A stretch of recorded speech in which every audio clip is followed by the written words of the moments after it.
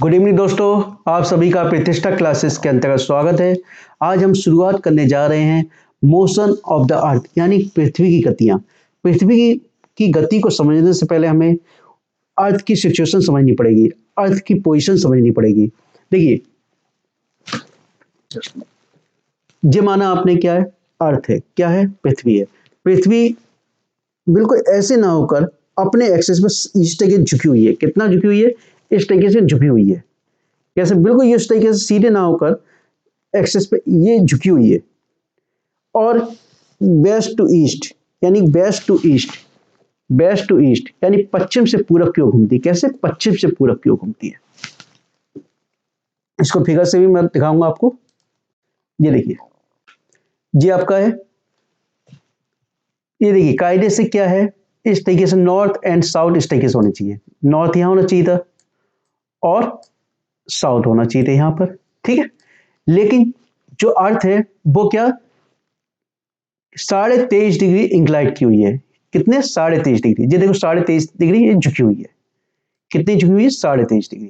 तो इसका north pole कहाँ है? ये है। और साउथ पोल क्या है? नीचे है। यानी ये 23.5 डिग्री झुकी हुई है। कितना? 23.5 डिग्री इंक्लाइंड की हुई है, ठीक है।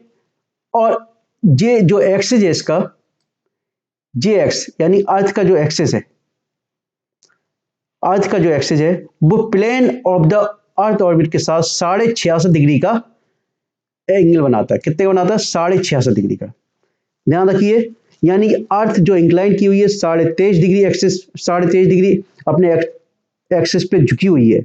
और ये एक्सिस 66.5 डिग्री का एंगल बनाता है किसके साथ? Plane of the earth orbit के साथ। Plane of the earth orbit क्या होता है? यानी कि इस यह पश्चिम से पूरब की ओर यही तो घूमती है, इसी पे तो चक्कर लगाती है। तो जी क्या तुम्हारा? प्लेन और अर्थ ऑर्बिट्स। जी क्या आपका? Plane of the earth orbits है, यानी इसी पे चक्कर लगाती है। अब देखिए,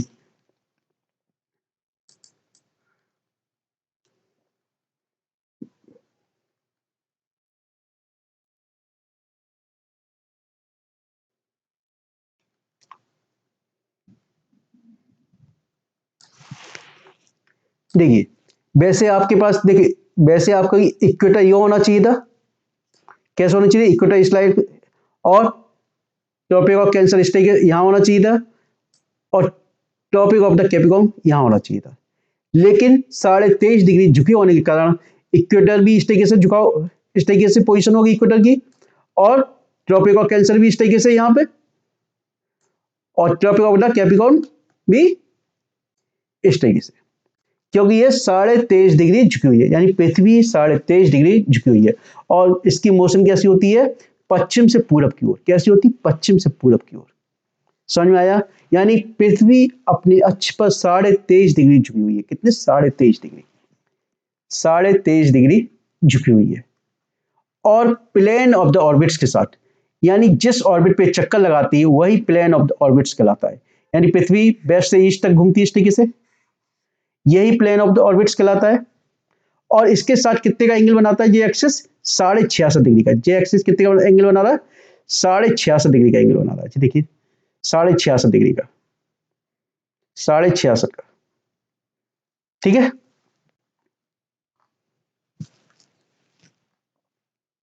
अब यही देखिए, इस पोजीशन दिखाया इनने, यही पोजीशन है। देखिए पृथ्वी ये अपने 23.5 डिग्री झुकी हुई है। कितनी झुकी है? 23.5 डिग्री। ये पृथ्वी का नॉर्थ पोल और साउथ पोल हो गया, ये नॉर्थ हो गया, और ये साउथ पोल हो गया। अब ये प्लेन ऑफ ऑर्बिट 66.5 डिग्री बनाता है यहाँ पे, और ये आपका इस डायरेक्शन, इस तरीके से घूम रही है, ठीक है। ये आपका रोटेशन दिखाया गया है। क्या दिखाया गया? रोटेशन।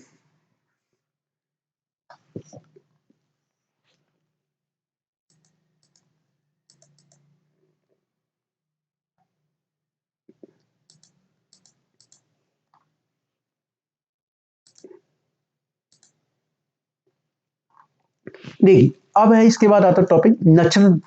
नक्षत्र दिवस किसे कहते हैं? नक्षत्र दिवस किसे कहते हैं? जिसको बोलते हैं सिड्रल डे, ठीक है। अब इसको समझने से पहले आपको ये समझ लीजिए, ये मैं मान लेते हैं हम लोग, यहां पर सन है, क्या है ये, सन है, ठीक है, और यहीं पे स्टार है, ये स्टार है आपका, और यहां पर किसी भी यानी कि देशांतर रेखा के द्वारा या मध्याह्न रेखा से, ये अर्थ पे, अर्थ है आपकी, क्या अर्थ है, अर्थ पे खड़े होके मैं शाम के, पहले समझा देता हूँ, माना अर्थ यानी कि मैं अर्थ पे खड़ा हुआ हूँ और मैं ऊपर आकाश में देखता हूँ शाम के 7 बजे के आसपास, मैं जिस तारे को देखता हूँ, माना किसी तारे को देखता हूँ शाम के 7 बजे, तो उस पृथ्वी जब चक्कर लगाती है, नेक्स्ट डे आती है, नेक्स्ट डे में उसी तारे को 7 बजे ना देखकर 23 घंटे 56 मिनट 4 सेकंड में उस तारे को दोबारा उसी पोजीशन पे देखता हूं। ये देखिए, ये स्टार है आपका और ये सन है, ठीक है। अब अर्थ के द्वारा, अर्थ से मैं पहले स्टार को देखा मैंने 7 बजे, कितने बजे देखा, 7 PM पे देखा मैंने, कितने PM पे देखा, 7 PM पे। अब ये अर्थ पुनः ये चक्कर लगाती है और तब यानी कि 23 घंटे यानी कि 56 मिनट और 4 सेकंड में ही मैं दोबारा से इसी पोजीशन पर अगले 7 बजे से पहले मैं इस पोजीशन को दोबारा से वही स्टार देखता हूं, यानी कि पूरे 24 घंटे ना लगकर उस नक्षत्र यानी कि स्टार को देखने में मेरे को कितना समय लगता है, 23 घंटे 56 मिनट और 4 सेकंड लगते हैं, यानी पूरे मिनट 24 घंटे ना लगकर कितना समय लगता है, 23 घंटे 56 मिनट और 4 सेकंड, ठीक है। अब देखिए, यही मैंने समझाया, किसी निश्चित मध्याह्न रेखा के ऊपर, मध्याह्न रेखा का मतलब होता है, क्या होता है, देशांतर रेखा, यानी देशांतर रेखा का मतलब, देशांतर रेखा को इसलिए लिया जाता है क्योंकि यदि हम किसी एक देशांतर रेखा की बात करें तो उस देशांतर रेखा पर किसी निश्चित समय पर सभी देशों का समय या दोपहर का समय टाइमिंग एक ही होगी। किसी नक्षत्र के उत्तरोत्तर 2 बार गुजरने की अवधि, यानी 2 बार गुजरने की अवधि, यानी एक बार मैंने 7 बजे आपको पोजीशन देख लिया स्टार की, फिर अगली बार भी उसी स्टार की पोजीशन मुझे 7 बजे ना दिखकर 24 घंटे से पहले मुझे दिखाई देती है, तो वह क्या कहलाता है, एक नक्षत्र की लंबाई 23 घंटे 56 मिनट 4 सेकंड होती है।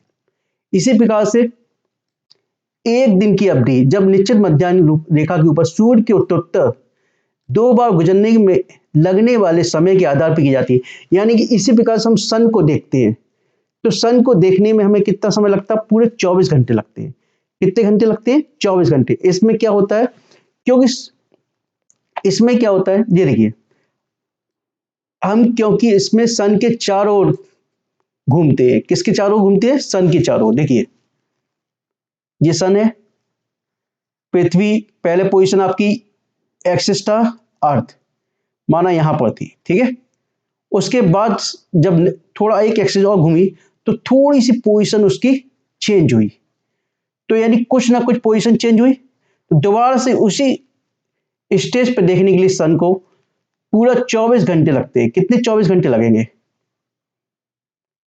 ना कि 23 घंटे 56 मिनट 4 सेकंड, ठीक है। सन को देखने में पुनः 24 घंटे लगते हैं, यानी कि उस समय को हम क्या कहते हैं, पूरा सौर दिवस कहते हैं, ठीक है। अब देखिए, पृथ्वी की घूर्णन गति के कारण क्या है, यानी कि उसमें घूर्णन गति से क्या क्या प्रभाव होता है, ठीक है। दिन और रात होते हैं, देखिए पहले देख लेते टॉपिक, दिन और रात, दिन और रात होता है, ठीक है। अब दिन और रात कैसे होते हैं,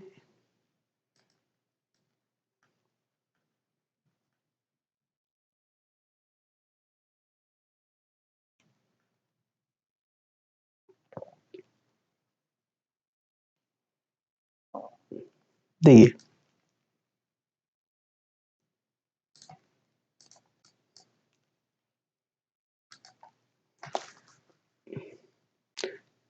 ये आपका सन है और ये आपकी पृथ्वी है, क्या है, पृथ्वी, अर्थ, अब सन के सामने जो भाग रहता है वह उस समय जहां पे सन का प्रकाश जा रहा है तो वह उस भाग पे तो क्या हो गया, लाइट रहेगी, तो उस समय क्या हो गया, दिन हो गया, क्या हो गया, डे हो गया। लेकिन सन का प्रकाश इसके आधे भाग पे ही तो पड़ रहा है, और लेकिन इसके आधे भाग पे क्या रहेगी, उस पे रात, क्या रहेगी, नाइट।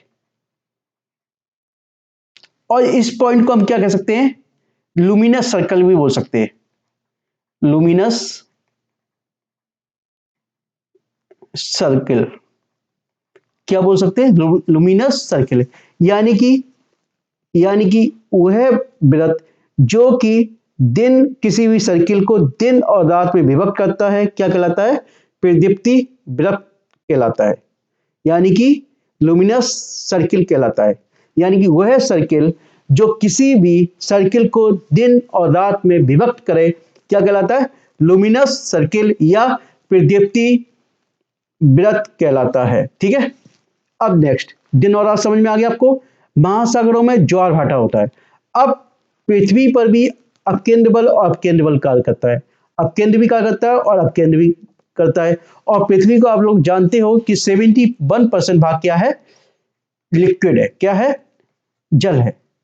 और 70% भाग यदि जल है तो क्या होगा, चंद्रमा की अट्रैक्शन पावर के कारण तो क्या होता है, जल को ऊपर खींचता है, अपनी ओर खींचता है, जिसके कारण क्या आता है, ज्वार आता है।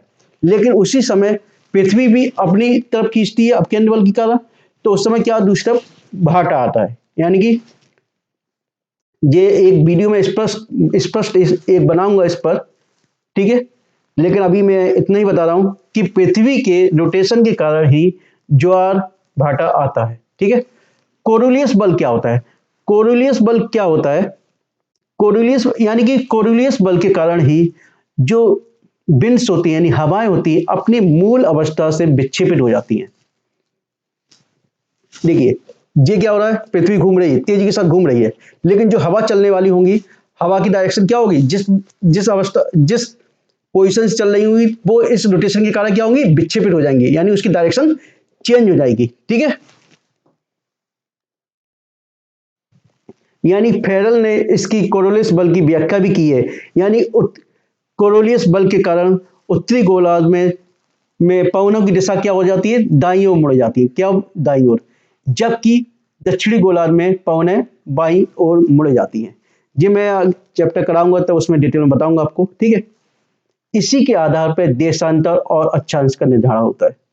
ठीक है, अब भूमध्य रेखा की घूर्णन गति सर्वाधिक कहां होगी, सर्वाधिक कहां होती है इसकी, ये अर्थ है, जो इसकी घूर्णन गति सर्वाधिक क्या होगी, किस पर होगी, सर्वाधिक आपकी भूमध्य रेखा पर होगी। कहां पर, भूमध्य रेखा, सर्वाधिक भूमध्य रेखा पर होगी। और सबसे कम कहां पर होगी, सबसे कम आपकी कहां होगी, पोल पे, पोल पे बहुत स्लो होती है, यानी ना के बराबर। कैसी होती है, पोल पर ना के बराबर होती है। समझ में आ गया। आपसे यदि एग्जाम में पूछा जाए कि पृथ्वी की घूर्णन गति सर्वाधिक कहां पर होती है और सबसे कम कहां होती है, हाँ एक चीज बता दूं, ये घूर्णन जो मैंने लिखा है, घूर्णन इस प्रकार से लिखा जाएगा। ठीक है, एक्चुअली क्या टाइपिंग में इस तरीके से आ नहीं पा रहा था, तो इस तरीके लिख दिया है। ठीक है, इसी का ध्रुवों पर चपटी और भूमध्य रेखा पर सर्वाधिक होती है। ठीक है, सर्वाधिक व्यास होता है इसका। ये मैंने बताया आपका पृथ्वी की एक्सिस किस प्रकार से घूमती है। ठीक है,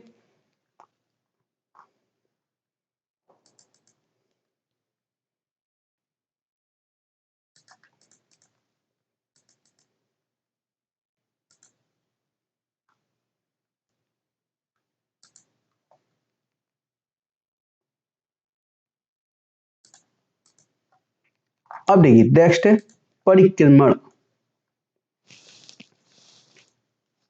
परिक्रमण क्या होता है, ठीक है, देखिए आपको मैंने बताया पृथ्वी अपने एक्सिस पे घूम रही है, घूम रही है, लेकिन एक्सिस पे घूमने के साथ साथ वो सूर्य के चारों ओर भी घूम रही है। कैसे, सूर्य के चारों ओर भी घूम रही है। जब वो सूर्य की परिक्रमा करती है तो उसे हम क्या कहते हैं, हम परिक्रमण यानी रिवोल्यूशन। ठीक है, क्या कहते हैं, परिक्रमण कहते हैं।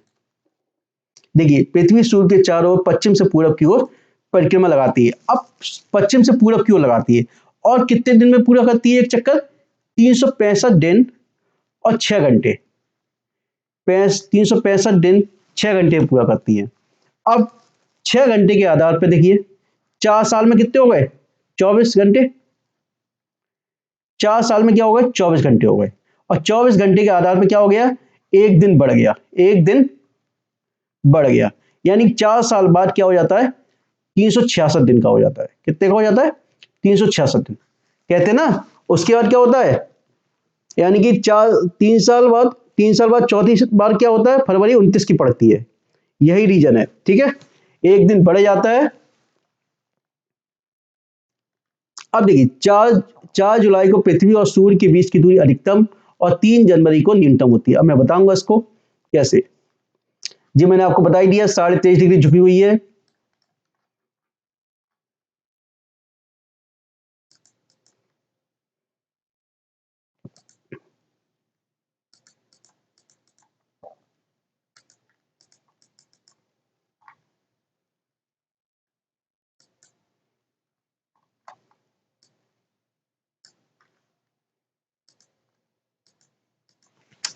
अब देखिए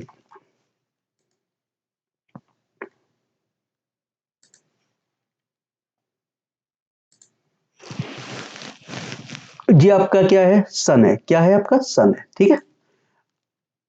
और ये आपकी क्या है? अर्थ है। अर्थ का नॉर्थ पोल और साउथ पोल। क्या है? नॉर्थ पोल और साउथ पोल। अब सनलाइट आपकी क्या होती है? मैंने आपको बताया कि क्या होते हैं। देखिए पहले समझ लो, पहले ये अर्थ है। अर्थ पे भूमध्य रेखा, ठीक है, 23.5 डिग्री पे कर्क रेखा, और फिर 23.5 डिग्री नीचे क्या होगा? मकर रेखा होगी। ये मकर रेखा होगी 23.5 नीचे, ठीक है, और ऊपर कर्क रेखा। अब सन है। सन के अब ये देखिए 21 मार्च और 23 सितंबर को इसका जो प्रकाश है सीधे सन का कैसे पड़ रहा है? परपेंडिकुलर। यानी 21 मार्च और 23 सितंबर को इसका जो सन का प्रकाश है वो कैसे पड़ रहा है? भूमध्य रेखा पर परपेंडिकुलर पड़ रहा है। दोनों के देखो, दोनों के पड़ रहा है। अब दोनों पे पड़ेगा जब बराबर, तो क्या होगा? दिन और रात बराबर होंगे। क्या होगा? दिन और रात बराबर होंगे। समझ में आ गया? यानी कि जब भूमध्य रेखा पर सन का प्रकाश पड़ता है तो उस समय दिन और रात दोनों बराबर होते हैं, ठीक है। जैसे जैसे फिर इसके चक्कर लगाते जाएगा, चक्कर लगाता जाएगा, ठीक है, और इस पोजीशन पे आता है। कब आता है ये इस पोजीशन? 21 जून को। कब आता है? 21 जून को। यानी नॉर्थ हेमिस्फीयर जब 21 जून को सन के सामने आता है तो उत्तरी गोलार्ध सन पे पड़ता है, सीधे पड़ता है। यानी कर्क रेखा पर इसकी सामने कर्क रेखा होगी और कर्क रेखा पर इसका प्रकाश जो होगा परपेंडिकुलर पड़ेगा। यानी जब 21 कर्क रेखा पर पड़ेगा तो नॉर्थ हेमिस्फीयर इसके सामने आ गया। यानी उत्तरी गोलार्ध पर सूर्य का प्रकाश पड़ेगा, ठीक है, सीधा पड़ेगा, और दक्षिण गोलार्ध पे इसकी तिरछी किरणें रहेंगी।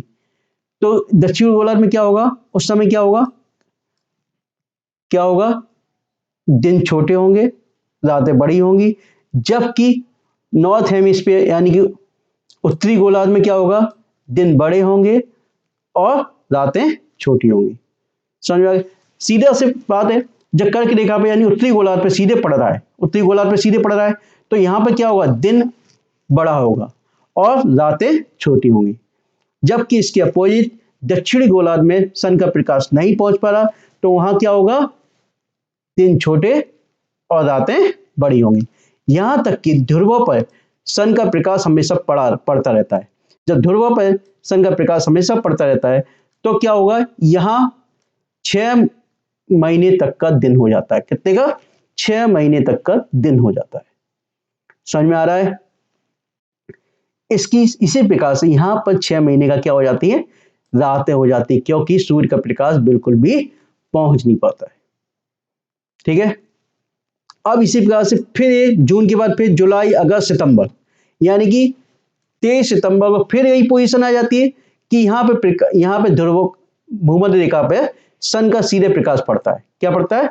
सन का सीधे प्रकाश पड़ता है, जिससे क्या होता है, दिन और रात दोबारा से बराबर हो जाते हैं। जब दिन और रात बराबर होंगे तो 12 घंटे का दिन और 12 घंटे की रातें होंगी। समझ में आया? अब सितंबर के बाद अक्टूबर, नवंबर, दिसंबर, 22 दिसंबर को फिर ये पोजीशन आती है कि 22 दिसंबर को यानी कि मकर रेखा, यानी यहां पर सन का प्रकाश यानी दक्षिण गोलार्ध में सीधे पड़ता है। क्या पड़ता है? 22 दिसंबर को साउथ पोल पे सीधे उसका प्रकाश पड़ता है, जिससे यानी कि मकर रेखा पर पड़ता है, जिससे उस समय क्या होगा, दक्षिण गोलार्ध में दिन बड़े और रातें छोटी होंगी, जबकि हमारे यहाँ उत्तरी गोलार्ध में क्या होगा, दिन छोटे और रातें बड़ी होंगी। ठीक है? और फिर दिसंबर के बाद जनवरी, फरवरी, मार्च, यानी फिर दोबारा से वही पोजीशन आ जाती है मार्च में। मार्च में क्या होता है, फिर वही 21 मार्च को दोबारा ये भूमध्य रेखा पर पड़ता है और दिन और रात दोनों बराबर होते हैं। अब मैंने बताया था 3 जनवरी को सूर्य और पृथ्वी की न्यूनतम दूरी होती है, 3 जनवरी को। अब देखिए, दिसंबर यहां हो गया, अब जनवरी में यहां आसपास, यानी कि सूर्य और पृथ्वी की दूरी कैसी होगी, न्यूनतम होगी। ठीक है? जबकि 4 जुलाई को, यानी कि 21 जून और 4 जुलाई यहां होगी आसपास, तो 4 जुलाई के आसपास इन दोनों के मध्य में दूरी कैसी होगी, अधिक होगी। कैसी होगी? सूर्य और इसके बीच की दूरी कैसी होगी, अधिक होगी। समझ में आया? सूर्य और इसकी दूरी क्या होगी, अधिकतम होगी। ठीक है? अब देखिए वही चीज,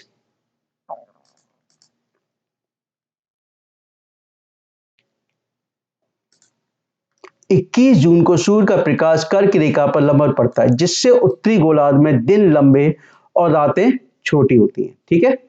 यानी दिन लंबे होंगे, रातें छोटी होंगी।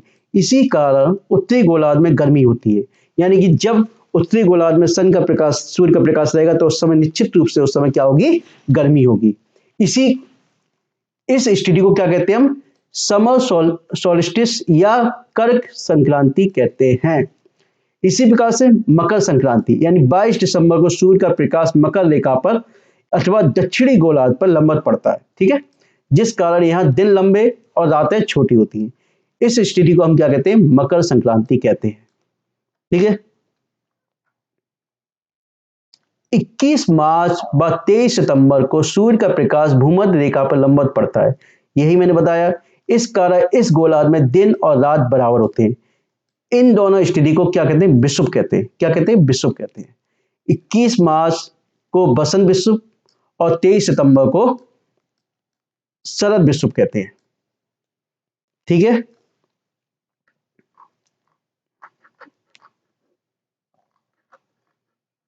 अब देखिए सॉल्स्टिस क्या है, यानी कि आयनान को क्या बोलते हैं, सॉल्स्टिस बोलते हैं। ये आपका है ना सॉल्स्टिस, ये विंटर सॉल्स्टिस। ठीक है? या समर सॉल्स्टिस। ठीक है? इस हिंदी में बोलते हैं अयनांत। ठीक है? सॉल्स्टिस एक खगोलीय घटना है जो वर्ष में 2 बार घटित होती है, जब सूर्य खगोलीय गोले में खगोलीय विषुववृत्त के सापेक्ष अपनी उच्चतम व निम्नतम अवस्था में भ्रमण करता है। मैंने आपको बताया यहां पर सूर्य जब क्या होगा, विषुववृत्त रेखा पे अपनी अधिकतम स्टेज पे होगा। ठीक है? यानी सूर्य का प्रकाश सीधे पड़ रहा होगा। ठीक है? एक पोजीशन कब होगी, जब सूर्य का प्रकाश सीधे पड़ रहा होगा, तो क्या होगा, उस समय क्या होगा, जब यहां पर होगा 21 मार्च को, तो इस समय क्या होगा, स्प्रिंग सॉल्स्टिस। जबकि या स्प्रिंग इक्विनॉक्स कह लो। और जबकि क्या होगा, नीचे जब ये साउथ यहां पर आएगा 23 सितंबर को, तो एक पोजीशन यहां पर होगी जब 23 सितंबर को यहां लंबवत पड़ेगा इसका। ठीक है? सन का प्रकाश, तो इसको हम क्या कहेंगे, शरद विषुव कहेंगे। क्या कहेंगे, शरद। और ये होगा बसंत, इंग्लिश में बोलते हैं ऑटम।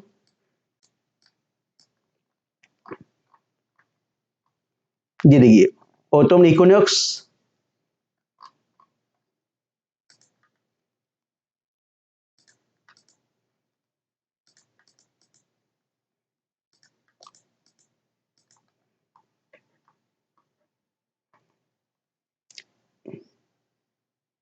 देखिए वही चीज है, विभिन्न सभ्यताओं में अयनांत को ग्रीष्म काल व शीत काल की शुरुआत व मध्य बिंदु माना जाता है। देखो कैसे,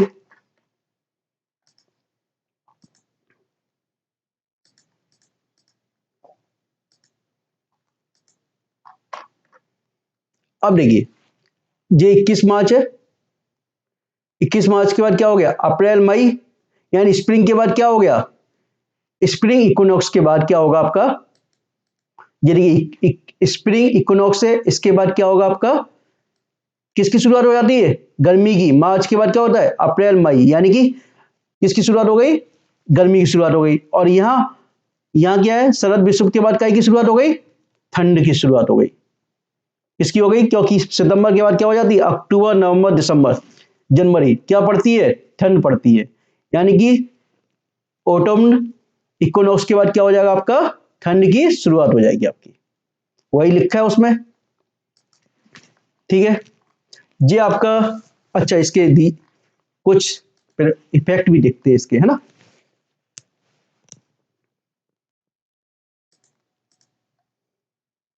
देखिए पहला पॉइंट, दिन और रात का छोटा बड़ा होना, यानी रिवॉल्यूशन से निम्नलिखित प्रभाव देखे जा सकते हैं। पहला आपको मैंने बता दिया, दिन और रात क्यों छोटे बड़े होंगे, मैंने बताया जब उत्तरी गोलार्ध पे सूर्य का प्रकाश पड़ेगा तो दिन बड़े होंगे, उस समय रातें छोटी होंगी।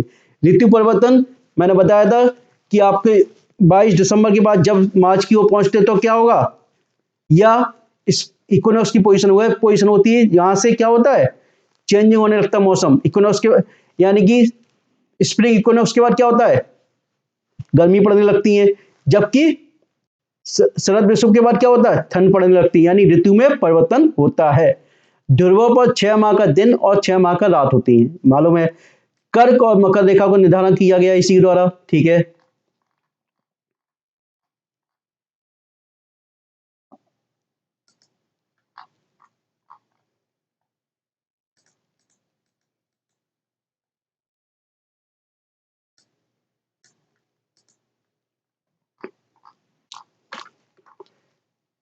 यानी कि आपके मोशन ऑफ द अर्थ में जो भी था टॉपिक कवर किए थे, सारे टॉपिक्स कवर किए गए हैं। अब इसके बाद नया चैप्टर शुरू होगा, लैटिट्यूड एंड लॉन्गिट्यूड। लैटिट्यूड और लॉन्गिट्यूड के बाद आपके एमसीक्यू क्वेश्चन जो भी अभी तक एग्जाम में आए हैं, उन सभी क्वेश्चंस को हम कवर करेंगे। ठीक है, जो स्टूडेंट पहली बार मेरे चैनल को देख रहे हैं कृपया सब्सक्राइब कर लीजिए और अधिक से अधिक शेयर कीजिए। और जो भी कोई डाउट है कृपया कमेंट बॉक्स में लिखिएगा, मैं आपके डाउट्स क्लियर करने की कोशिश करूंगा। Okay, thank you, good night.